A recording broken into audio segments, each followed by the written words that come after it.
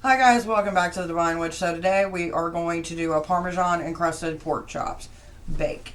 Because I could do them deep fried, but I'm too lazy to do them deep fried. If you do, it'll take less time. If you don't, you're probably looking about a good 25 minutes.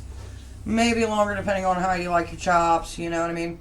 So the first thing that you're going to need is you're going to need some panko breadcrumbs. Plain, if you want to get Italian, you can get Italian.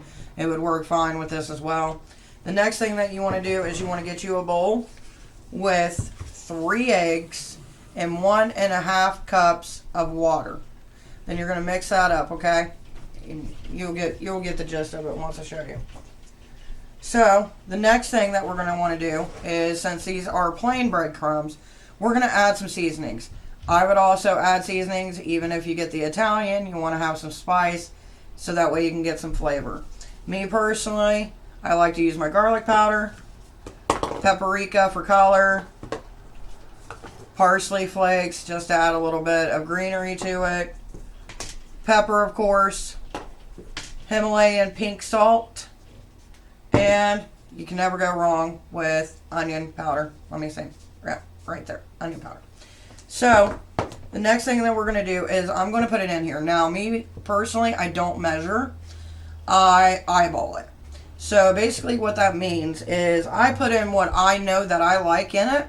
And if I feel like it needs more, I can always add more or less, whatever.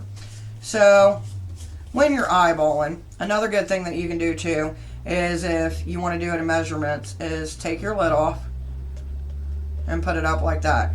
Now if you do half of this, I think it's like a couple tablespoons. If you do all the way up, you're probably looking about 3 or 4. Not really sure. I've never really tried this method, but to me it does seem, if you want to get.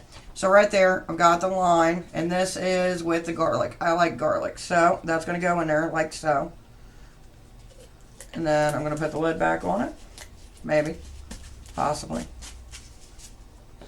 Then I'm going to go in here, and I'm going to do the exact same thing with the onion powder. Now, I like onion, but I don't want it to be too powerful. So right about there, which for you guys is probably like right there. Put that in as well. Now, if you wanted to, you could, if you're frying these like on a pan on top of the stove, you could actually take some onions, glaze them, and then put the pork chops on top. The only issue with that is you're not going to get that really good crust. So keep that in mind. So the next thing I'm going to do, go ahead and do paprika. As we all know, paprika doesn't really have a taste unless you get the smoked. So we're just going to give that, because that's going to give a good golden brown color, which is what we want. I'm going to go ahead and move that. Then with the parsley, parsley does have a taste to it, but it's not overpowering. I'm not going to add that much. Put that in there as well. Now if you wanted to, you could use one of these lids and do it with the pepper and the salt. Me personally, I'm just going to eyeball it. So, in my hand, I think if you do it in your hand, it's like a perfect pinch. So, that much pepper. Put that in. Then we're going to go ahead and we're going to put some salt in here as well. Now, the thing with Himalayan sea salt is you don't have to put as much as you would with regular salt. So, there's that. Now, the great thing, if we're talking about in a kitchen witchery sense, salt for protection. Onion powder can be used for protection. Garlic as well. Paprika. I'm not really sure. You would have to look that up. Parsley. To me, whenever I use parsley, I always think of luck. So that's a thing. Pepper for protection as well. And then I'm going to go ahead and I'm going to mix these in. So take your hand with your glove, or if you're just cooking for you and your family, you know. I always tell people, it's up to you. Me personally, when I'm doing videos or if I'm cooking with meat or messing with raw meat, I just go ahead and always put gloves on. Saves time for me and less of a hassle, especially if I'm doing multiple things at once. Which currently right now I've got some really good banana bread in the oven going.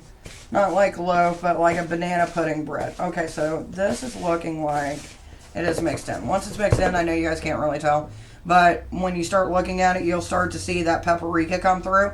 And once you start seeing it evenly distributed, which is another reason why I put paprika in it, you'll know that your spices are mixed in well. The next thing that I'm going to do to add to this is I'm going to take Parmesan. Now, this is a 6 ounce. So we're probably taking about 2 ounces of Parmesan that we're going to be adding into here as well. And what you want to do is you want to mix that up in with it, which is going to give you an extra mix for that as well.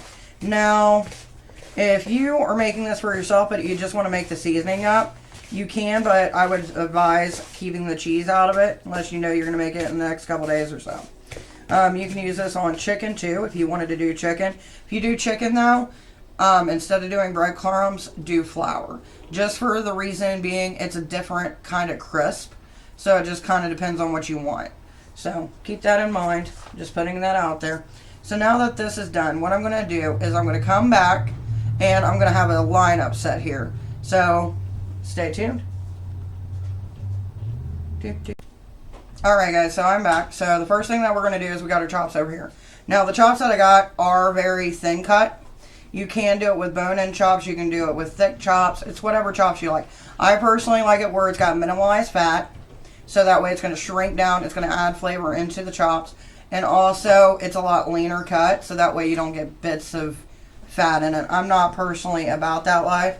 You might be. I'm not. So we're going to go ahead, dip it in this. Always remember, one side for the wet, one side for the dry. That way you keep your hands, you know, good and you don't got this like crusty film going on. So you're going to crust in this like so. Which, if you're like me, you like a little bit of extra breading. So I'm going to double dip it. Like I told you guys not to do. I just went ahead and did it with my glove, but it'll be okay. So you can do this as many times as you want to. It just depends on the thickness of the crust that you are wanting to get. So the more layers you do this, the more of that thick crust you're going to get. And you can press it as you do it. I'm going to go ahead and probably going to make this like a triple. Just for the reason being, like, I like a little good crust on there, you know what I mean? And always remember, you can make more breadcrumb mixture if you need to, unless you don't have enough parm. So, some may have parm, some may not. Alright, so I got that on there. I'm going to go ahead and I'm going to finish dipping these. We're going to put them in the oven at 375 for about... So when it comes out, this is what it's going to look like. You're going to hear a little bit of that crunch. And then you're going to take your fork, slice through it. Look at that. Look at that crust. I can't really tell. Can you tell me if I'm showing it? Yes, you are showing it. Okay.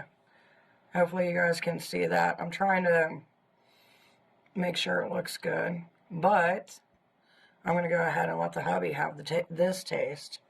So, go ahead.